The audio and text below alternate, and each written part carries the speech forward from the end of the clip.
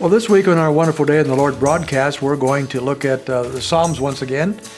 We're glad you could join us. We're going to look primarily at Psalm 16 this week. There's just a small psalm, just 11 verses, but there's a lot to this. And it's not like one of those that everybody flocks to, like Psalm 23 or Psalm 1 or Psalm 119 or even 19. These are some of the better known psalms. Most people probably wouldn't pick out Psalm 16 as a highlight in the Psalms, but I think you might change your mind when we look at it together. We find David in the opening verses of Psalm 16 in trouble again. Now, that's not unusual for David. So many of his Psalms, he's either dealing with some external pressures, struggles with different groups or whatever, or he's dealing with things on his own personal inward struggles. And so many of the Psalms have that background. And Psalm 16 is definitely one of those.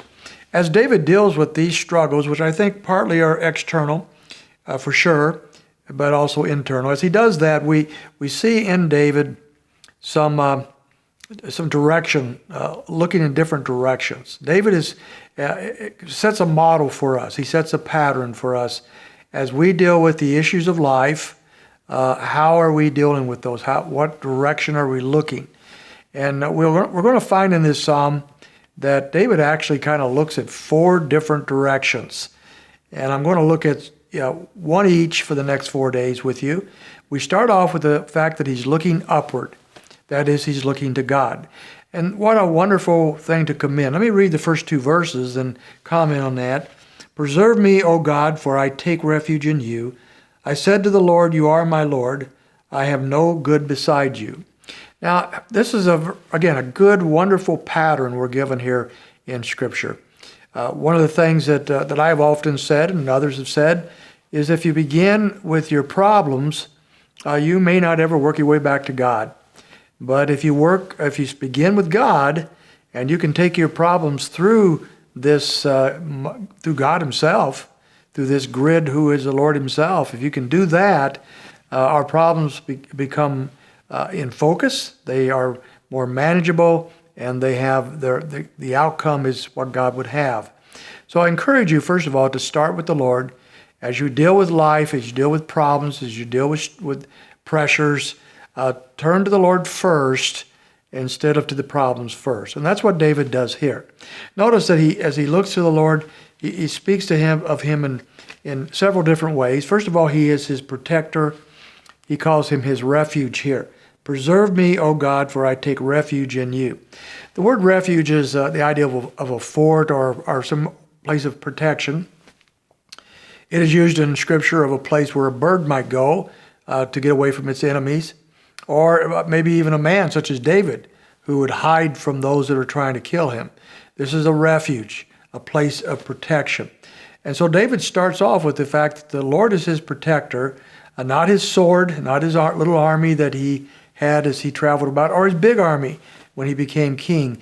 These weren't his ultimate protectors or refuge. The Lord was, and he acknowledges that, and he speaks of that. Secondly, he calls the Lord his master. I said to the Lord, you are my Lord. All three of the major words for God is found in these two verses. In verse 1, we have God, which is El or Elohim, which means the Almighty One, the All-Powerful One. Then we have the second word is Lord, all in caps in your English versions, which means Yahweh or Jehovah. And this speaks of the self-existing God. This is the high and holy name for the Lord Himself, Jehovah. And then the last word is Lord in the lower caps, where it is the word Adonai or Adoniah, which speaks of master. It often speaks of deity, but sometimes it speaks of humans. But it always speaks of a master. And so he's saying here to the Lord, you are my master. You are the one I turn to. You are the one I follow.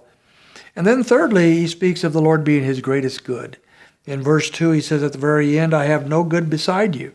David is not saying that a lot of things in life were not good. He enjoyed many of the benefits of a good life, just like you and I do. But he is saying his ultimate good is God. And everything else compared to him is really of very little value. So I have no good beside you. Or we think of James chapter 1, verse 17, that says that all good things are come from the Lord. All that we have is from Him, whatever those might be. And David saw life that way, but primarily he recognized that the Lord Himself was his great good. And so he starts the psalm by turning to the Lord, looking to the Lord. That's the pattern that we want to follow as we go throughout the rest of the psalm. So join us tomorrow as we pick up on verse 3 and following.